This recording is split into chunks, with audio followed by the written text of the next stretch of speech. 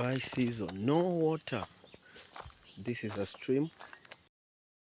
It's dried up because of the weather, hot weather. That's how far it goes. This is my road, me going back to where I came from.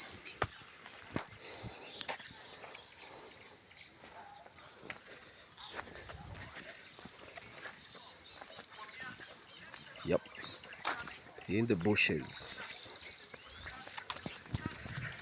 Ooh.